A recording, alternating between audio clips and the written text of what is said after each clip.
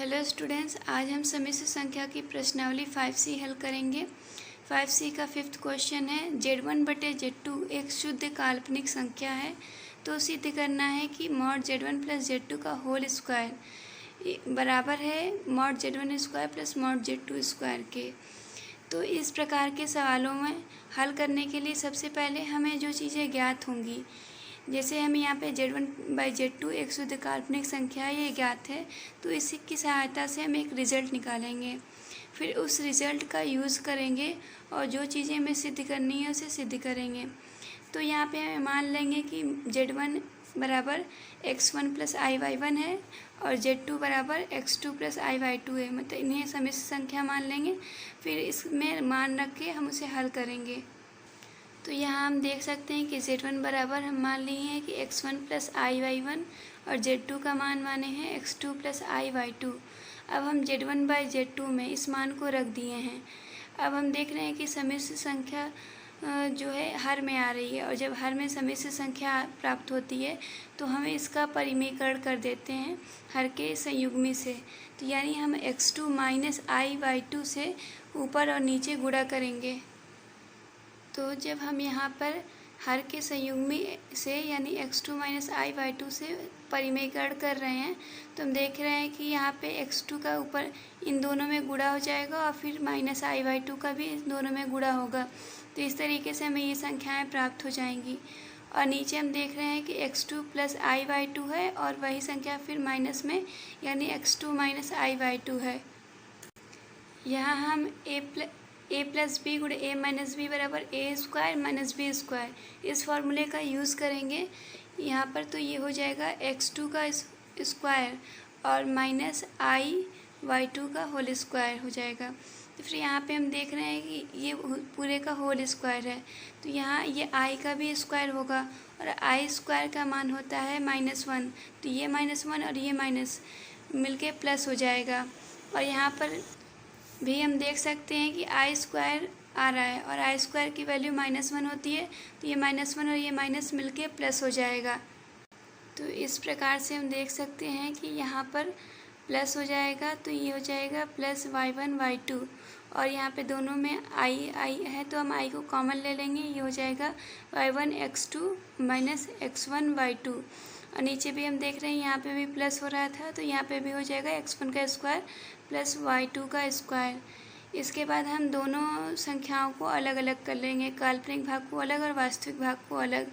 अब चूँकि हमें प्रश्न में दिया हुआ था कि Z1/Z2 एक शुद्ध काल्पनिक संख्या है, तो यानी इसका वास्तविक भाग जो होगा वो 0 होगा, इसमें केवल काल्पनिक भाग ही आएगा। तो यानी इस पार्ट को अब हम 0 कर देंगे। तो इस प्रकार से हम कहेंगे कि चूँकि Z1/Z2 एक शुद्ध काल्पनिक संख्या है, इसलिए इसका वास्तविक भाग 0 होगा और वास्तविक भाग ये है, तो इसको हम 0 के इक्वल कर देंगे। तो हम देख रहे हैं कि हर में जो संख्या है ये इसको अब इस साइड ले जाएंगे, तो ये भाग में इधर जाके गुणे में हो जाएगी और गुणे में 0 है, इसलिए इधर 0 हो जाएगा। यानी x1 × x2 + y1 × y2 की वैल्यू हो जाएगी 0। अब चूँकि हमें सिद्ध करना है Z1 + Z2 का होल स्क्वायर बराबर होगा mod Z1 square plus mod Z2 square के, तो अब हम इसका लेफ़्ट हैंड साइड लेंगे और इस रिज़ल्ट का यूज़ करेंगे और इस रिज़ल्ट के यूज़ से फिर हम इस राइट हैंड साइड के इक्वल इसको दिखाएंगे।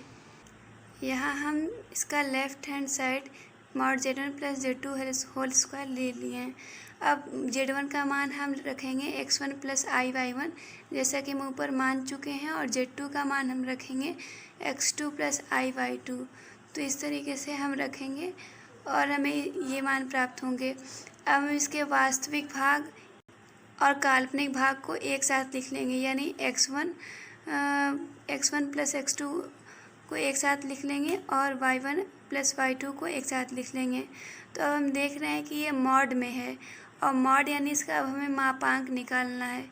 तो चूँकि हम जानते हैं कि यदि हमारे पास एक सम्मिश्र संख्या हो a + ib और उसका अगर हम मॉड निकाल रहे हो यानी उसका मापांक निकाल रहे हो, तो बराबर होता है करनी में वास्तविक भाग का स्क्वायर प्लस काल्पनिक भाग का स्क्वायर।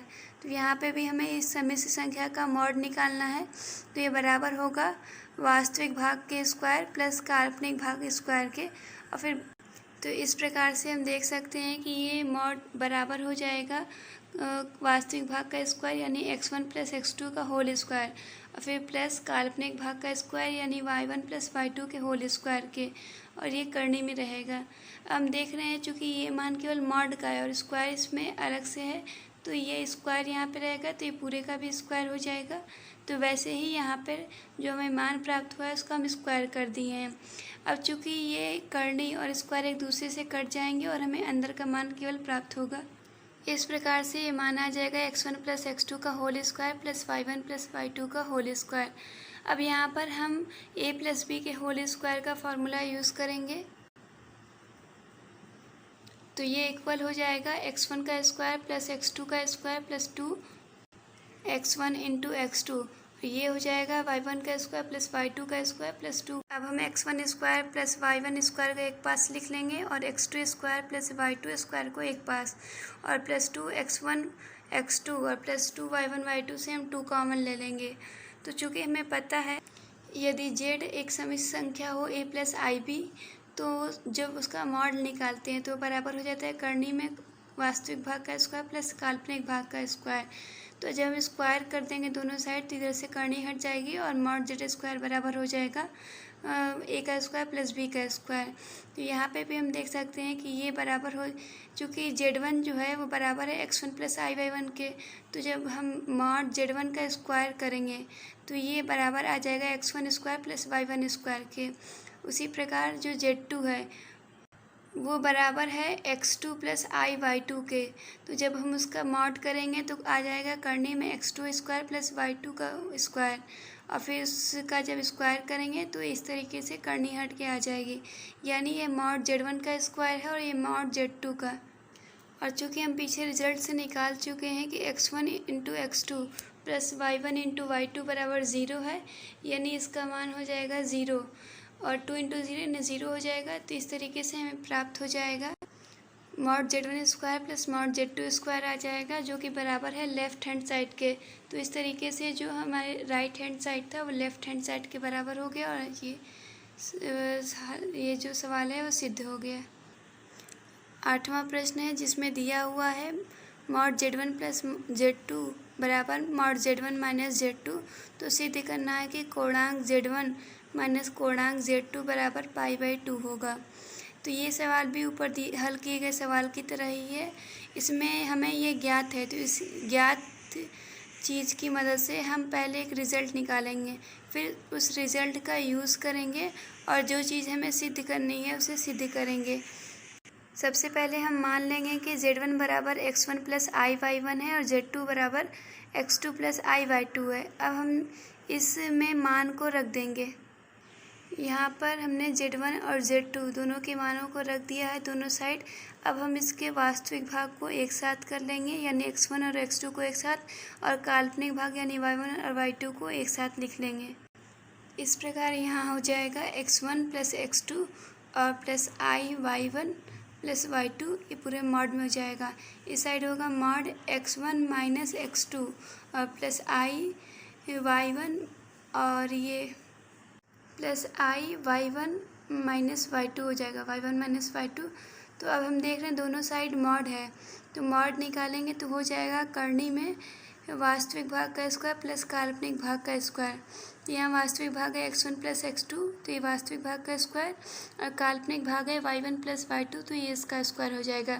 इस साइड भी वास्तविक भाग का स्क्वायर यानी x1 माइनस x2 का स्क्वायर हो जाएगा, और काल्पनिक भाग y1 माइनस y2 का होल स्क्वायर हो जाएगा। अब करनी से करनी दोनों साइड कट जाएगी और हमें अंदर का मान प्राप्त होगा। अब हम दोनों साइड फार्मूला यूज़ करेंगे, इधर a प्लस बी के होल स्क्वायर का फार्मूला यूज़ करेंगे और इस साइड a माइनस बी के होल स्क्वायर का फार्मूला यूज़ करेंगे। तो a प्लस बी का होल स्क्वायर का फार्मूले के हिसाब से ये हो जाएगा x1 का स्क्वायर प्लस x2 का square plus 2 into x1 x2, और यहाँ पे भी वैसे ही y1 square plus y2 square plus 2 y1 y2, और इस साइड हो जाएगा x1 square plus x2 square minus 2 x1 x2, यहाँ माइनस रहेगा, और ये y1 square plus y2 square और माइनस 2 y1 y2। हम देख रहे हैं इस साइड x1 स्क्वायर से x1 स्क्वायर कट जाएगा। उसी प्रकार x2 स्क्वायर से x2 स्क्वायर कट जाएगा और y1 स्क्वायर से y1 स्क्वायर और y2 स्क्वायर से y2 स्क्वायर कट जाएगा। तो केवल प्राप्त होगा हमें 2x1 x2 plus 2y1 y2। इस साइड बचेगा -2x1 x2 -2y1 y2। अब हम इस साइड के दोनों पदों को इस साइड लाएंगे तो ये प्लस में हो जाएगा और प्लस हो जाएगा तो 2 और 2 4 हो के 4x1 x2 और 4y1 y2 हो जाएगा, जिसमें से 4 कॉमन लेने पर हो जाएगा 4x1 x2 plus y1 y2। अब यहाँ पर हम 4 को इस साइड भेजेंगे तो डिवाइड में आएगा 0/4 और वो हो जाएगा इक्वल टू 0 के। तो इस तरीके से x1 into x2 plus y1 into y2 की वैल्यू हमें 0 प्राप्त हो जाएगी। अब हमें सिद्ध करना है कि Z1 का कोणांक और -Z2 का कोणांक ये बराबर है π/2 के। तो इसको सिद्ध करने के लिए हम इस रिज़ल्ट का यूज़ करेंगे। यहाँ सुविधा के लिए हम Z1 के कोणांक को θ1 और Z2 के कोणांक को θ2 से दिखाएंगे और यानी अब हम सिद्ध करेंगे θ1 - θ2 बराबर π/2। चूँकि tan θ1 - θ2 बराबर होता है tan θ1 - tan θ2 बटे में 1 + tan θ1 इंटू tan θ2। तो इस फार्मूले का हम यूज़ करेंगे यहाँ पे और इसकी हेल्प से सॉल्व करेंगे। चूँकि Z1 एक समिश्र संख्या है जो कि बराबर है x1 + i/y1 के, तो अगर θ1 इसका कोणांक है तो tan θ1 बराबर होता है y1 बटे में x1 यानी काल्पनिक भाग बटे में वास्तविक भाग। इसी तरीके से अगर हम tan θ2 का मान लिखेंगे तो ये बराबर हो जाएगा y2 बटे में x2 के। अब यहाँ हम tan θ1 और tan θ2 दोनों के मानों को रख देंगे। तो मानों को रखने के बाद हमें जो ये प्राप्त हो रहा है अब उसमें एलसीएम लेके सॉल्व करेंगे। ऊपर एलसीएम लेंगे तो एलसीएम आएगा x1 इंटू x2 और इसको हम लेके सॉल्व करेंगे। नीचे भी एलसीएम लेके x1 इंटू x2 हो जाएगा, उसको हम सॉल्व करेंगे तो ये आ जाएगा x1 x2 plus y1 y2।